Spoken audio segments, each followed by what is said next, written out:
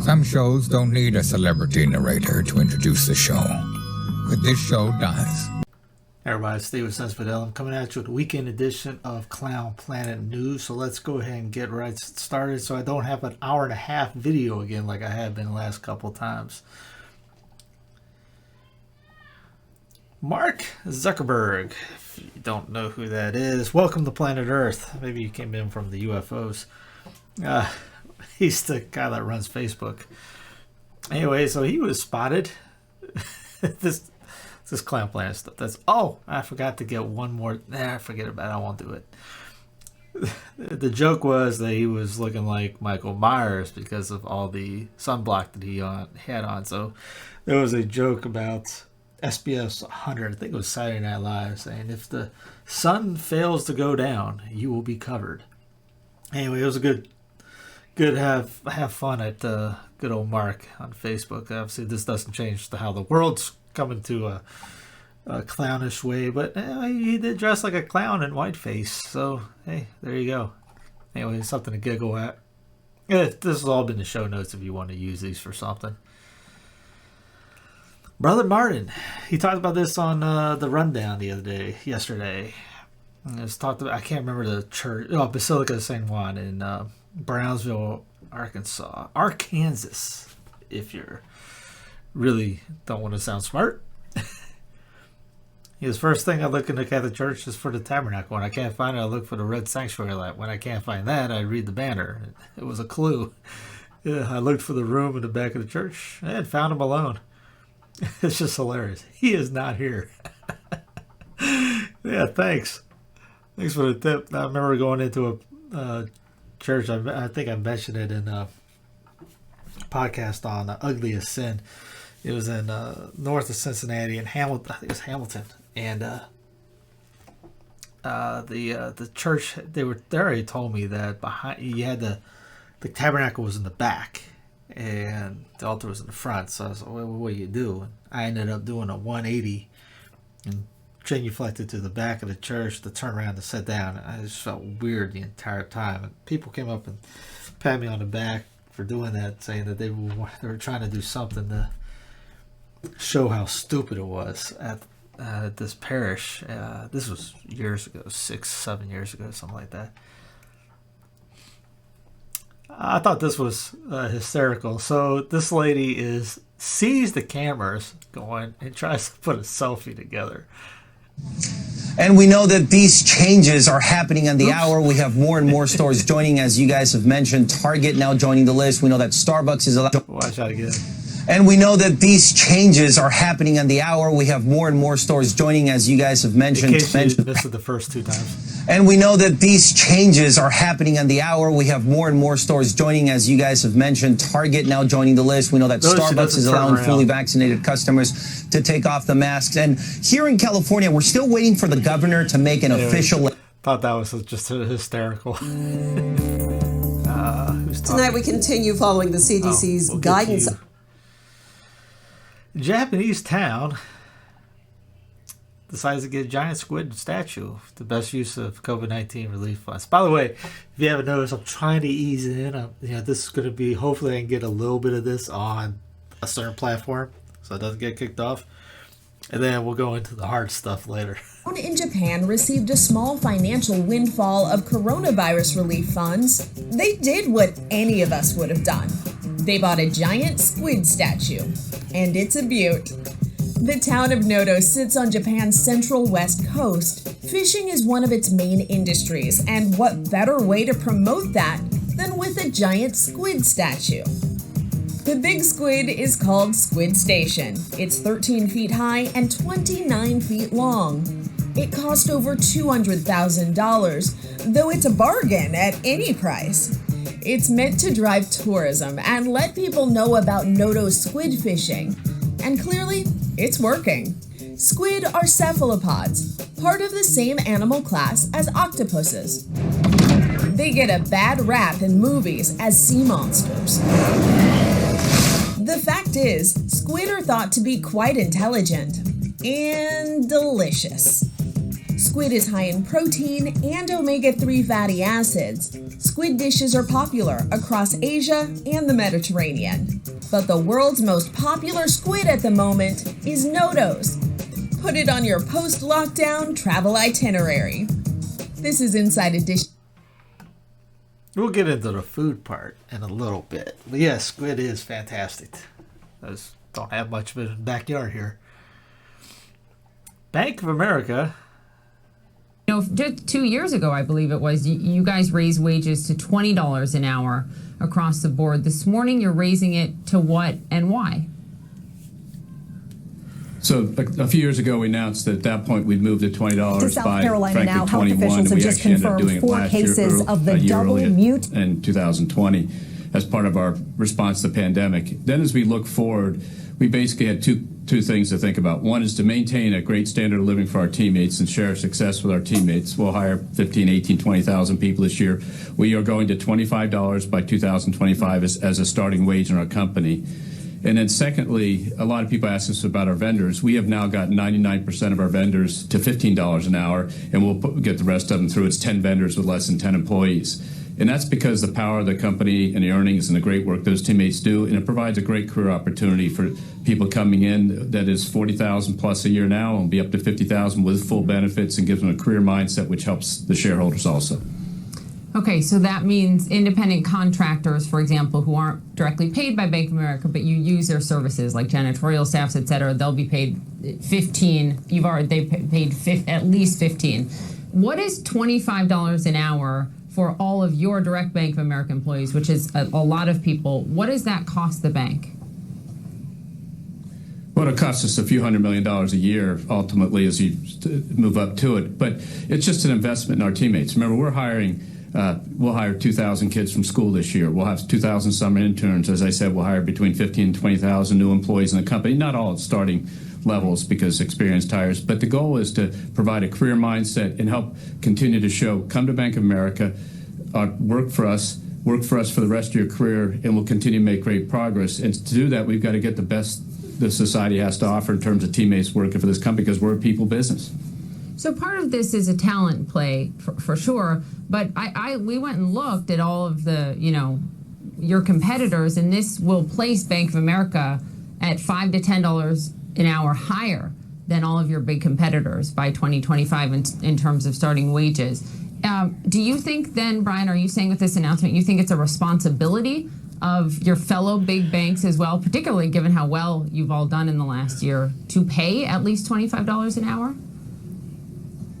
Well, I can't speak for the other people. I can speak for what we think. We think it's part of sharing our success with our communities, our customers, our shareholders, and society. But the reality is our teammates, really need to, it's a matter of just really investing in them. And frankly, this will have a wage pressure up the line. We've absorbed it for many years. We operate the company this year on the same level of expenses we operated on in 2015, to give you an example. And that's through all the great work we do re-engineering the platform. So the shareholders get paid back by having teammates that are more stable, think of a career mindset, stay with us longer, reduce the amount of hiring we do, develop career path, do a great job for our customers, and the teammates benefit by starting at a higher wage, and we get more talent, and that will have an impact. Now, small businesses and kids, high school part-time jobs, we don't hire that type.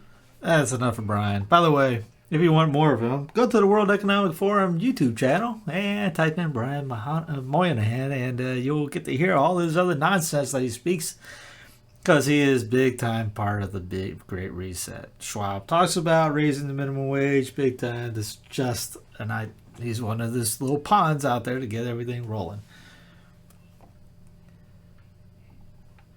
Alex Rodriguez, A-Rod, launches makeup for men. If the video plays. I know there's a video. Oh, it's just some songs right there.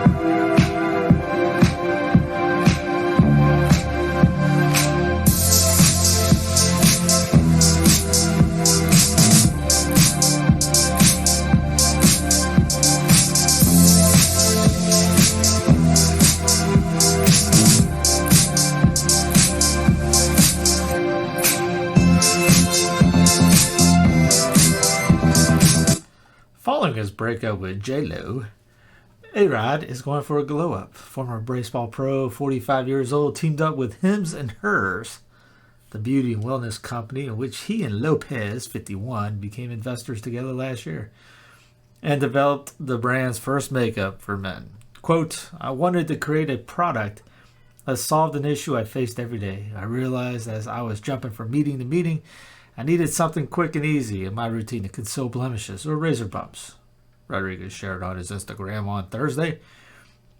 Enter the Blur Stick, a convenient concealer specifically designed for men that can be used for skin imperfections. Tonight, Channel 19 really wants to get involved here. Check it out. I think you'll be surprised how often it comes in handy. Priced at $17 a pop and available in 8 different shades. The sleek, discreet product is made with ingredients including aloe extract, jojoba, seed oil, and help smooth and moisturize the skin. Don't we all need something like that? Well, A-Rod fans praise his latest endeavors in his comments. I don't see anything wrong with men doing their thing to look good, one wrote. Others couldn't help but invoke his famous ex, who released her own J-Lo Beauty skin line at the beginning of 2021. J-Lo taught you well, one person quipped. Well, another joke, that's why she left you. Yes. So anyway, yeah, A-Rod's got makeup for men now. We could go into that a lot more, but we're going to skip over that. And, I don't know if this will be... The Bishop of... I don't know. Yeah, well, I guess I'll try. Dallas, Texas is hosting a George Floyd Mass, and local Catholics are outraged. Bishop Edward Burns will preside over the May 25th Mass in remembrance of George Floyd at Cathedral Guadalupe, kicked off by a candlelighting ceremony where 9 candles will be lit in memory of the 9 minutes the police officer knelt on Floyd's neck. It's hosted by the Diocesan Interracial Healing Task Force, created by Bishop Burns in October to, quote, promote racial healing. I gotta hear that again. By the Diocesan Interracial Healing Task Force. Interracial Healing Task Force. How about we just evangelize? Created by Bishop Burns in October to, quote, promote racial healing. Good grief, and if you think that they're losing it, well, here's the thing. To South Carolina now, health officials have just confirmed 4 cases of the double mutant. So if you guys want to print this out and put it on your wall, there you go. There's Bishop Burns. I think he's the one that they're making a big thing about, that lady that got kicked out of the church. I think he was the one to press charges or something like that. Insanity. Clown Planet religion. Talking about just talking about the priests that are involved in stuff like this. That's the Clown Planet religion. Now you got the vestments of the muzzle. I'm about to get. I don't know. I'll talk about that later. I'm trying to keep this on this platform. President Bush, Cardinal Dolan, Jay Leno, the headline Focus Donor Weekend. Former President George W. Bush, Cardinal Timothy Dolan, and late night comedian Jay Leno will headline an exclusive conference hosted by the Fellowship of Catholic University Students, known as Focus, in October. Blah blah blah blah blah blah blah blah. Focus, blah blah blah blah. Focus, blah blah blah blah blah. This October 28th, 31st, 31 event, the Focus Founders Forum, is billed as an opportunity to join a small group of friends for a transformative weekend of vision, inspiration, and impact, and also becoming more poorer. It is being held at the Ritz-Carlton, Laguna Niguel, a luxury resort overlooking the California coast. Because when I think of something for college students, I think of staying at the Ritz. Room rates for the weekend for the conference begin at $881 a night, although the hotel and cost of meals are covered by Focus because they got money coming out of their ears. While the meeting has a publicity accessible website, the event appears to be invite only as it references an intimate gathering of like-minded friends. Translation, we just want people that have money to donate to us. Rich people only. And we're not talking about just filthy rich people only. Representatives from Focus did not respond to NCR's request for comment. No kidding. I'm shocked. Why would they skip that out? Archbishop of New York Dolan has been a long-time supporter of the organization, saying, if you're looking for a future of the church, you found it at Focus. Yeah. The organization operates at both New York University and Columbia University. It was a funny Focus story. I was driving Uber in Denver, and I picked up this guy not too far from the parish. I was Mount Carmel. This guy was in Littleton, and I mean, granted, it was 5:30 in the morning, 4:30 in the morning. I started driving usually at 4 in the morning. Yeah, I immediately got a guy, good, take him up to the airport. Okay, great. And it took us from where I was to the airport was about 45 minutes, and it took him about 20 to start talking to me.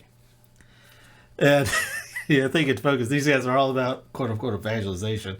Good talk to me in there, even though I got a St. Benedict crucifix hanging down, a miraculous medal, and maybe Guadalupe you could see back there.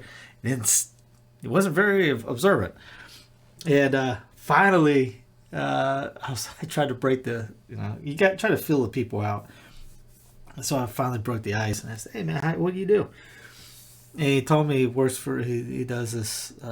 He's being very vague about it. Just going, "Yeah, I work at this group. I go to campuses, and we basically promote the." And I'm speaking like he's saying, kind of like trying not to say it, promote the Catholic faith. And Focus. Yeah, you've heard of it? And he piped up after that, and I cut on the interior light, and I said, "Yeah, I'm on the team."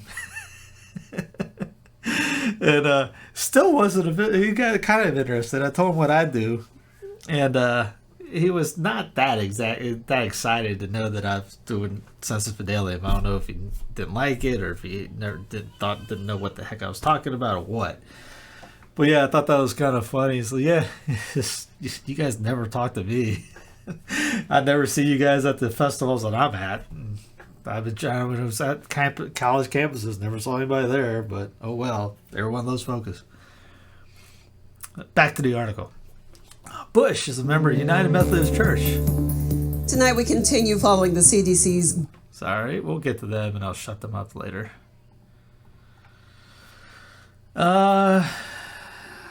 He criticized, he's under criticism from the Catholic League for alleged mocking teaching the church.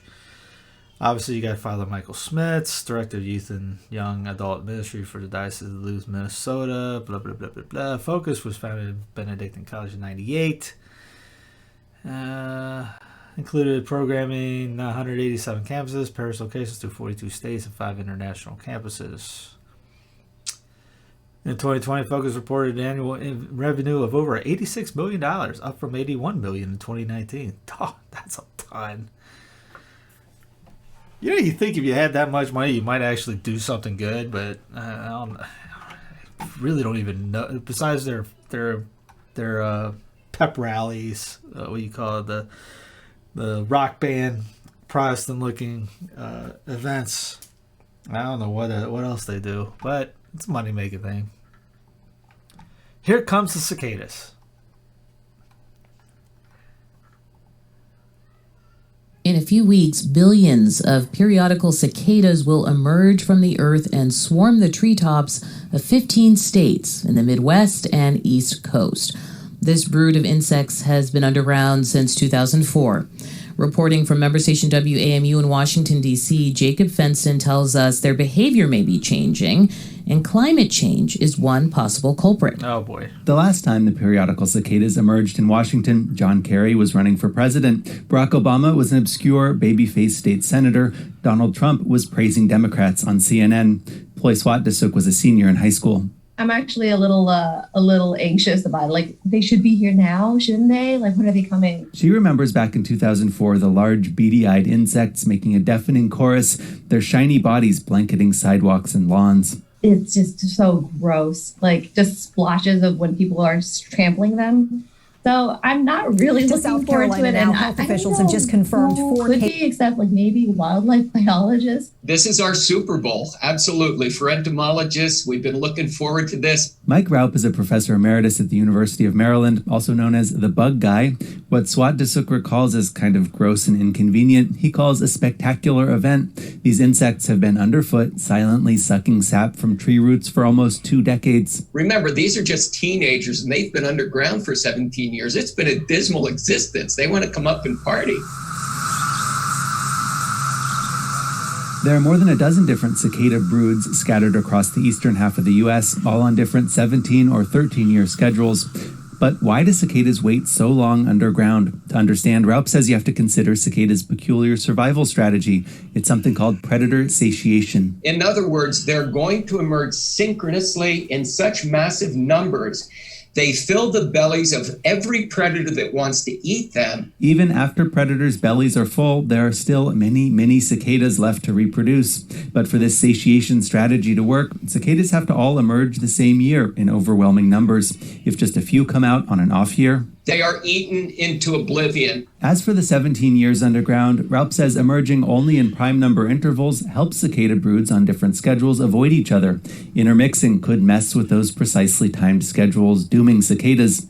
But lately, cicada schedules seem to be changing. John Cooley is a professor at the University of... I'm bored with the cicadas. But anyways, they come out. I remember being in, when I was doing assistant medical rep, north of Asheville, there was a swarm of them up there, and just amazing. You just walk right through it. It's just a cloud of these bugs just swarming around. They don't touch you. They don't bother you. They don't do anything. But it's, you can hear them inside the buildings. It's really weird. But what about this is, now where did I put it?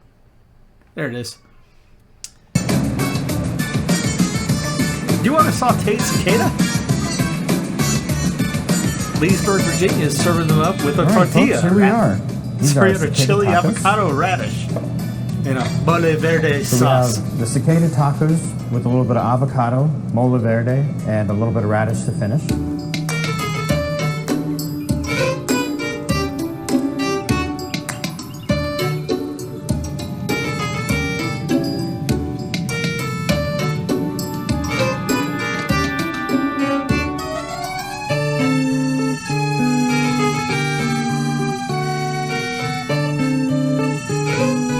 This guy here is awesome. He's going to make a great taco. One of the great things about these are they're a great source of protein.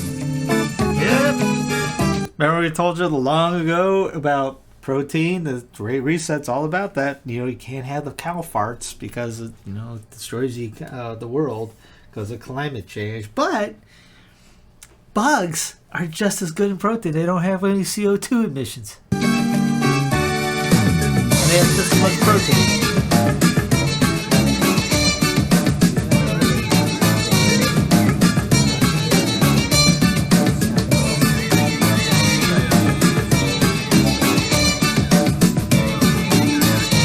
So at first, like, you can definitely feel like a bit of the crunch, but if you start to chew it, it kind of just like melts in. I wouldn't say it's anything like weirdly texture-wise. I think like the avocado and the toppings, it kind of helps. You will be eating bugs in the future, ladies and gentlemen. That's the way they're going. Cicadas. But yeah, notice that what he said. They're high in protein. They're getting away from meat. They're priming you for this. I thought this was hilarious. Biden pledged to stop building the wall, but he just won the right to seize the Texas family's land for it. This is on the archive, so you don't give the WAPO any click stuff. But for years, the Cavazos family has battled the federal government for their land in South Texas, tucked along the winding Rio Grande, and passed down since before the river became an international boundary. They fought the Bush and Obama administration preserved the property from border fencing. When Trump pushed to erect the big, beautiful wall, the family delayed court proceedings to wait out his plans. But just when they thought they'd won a reprieve, it was President Biden, not Trump, who would end up defeating the family for the years-long fight for the ranch. A federal judge on Tuesday ruled the federal government had the right to condemn about 6.5 acres of their land through eminent domain. Tonight we love that violation of the Constitution that people don't care about. After Biden pledged not another foot of border wall would be constructed, it is the breach of faith for dozens of private Texas landowners along the U.S.-Mexico border. Anyway, you want to read more of this, go ahead. It'll be in the show notes, but I just thought it was hilarious. Send that to all your fans of or haters of Trump and the wall. Just see if they like the Biden wall. What is your message to Democrats who want you to be more confrontational with Israel, and specifically to those that are saying that there should be an end to arms sales? I mean, do you recognize that there's been a shift and an evolution in your party, Mr. President, in the last 20 years on this issue? And I have a question for President Moon, but I can wait. Or I can. There is no shift in my commitment to the security of Israel, period. No shift, not at all. But I tell you what there is a shift in. The shift is that we still need a two-state solution. It is the only answer, And what I'm convinced of is that we can now move, as I did even before I was able to negotiate, before the ceasefire was negotiated, that I made it clear that I spoke with President Abbas. We're going to make sure that we are going to provide for security in the West Bank, and we renewed the security commitment as well as economic commitment to the people on the West Bank. I also indicated to the Israelis that I thought it was very important that they stop in Jerusalem this intercommunal fighting that is by extremes on both sides.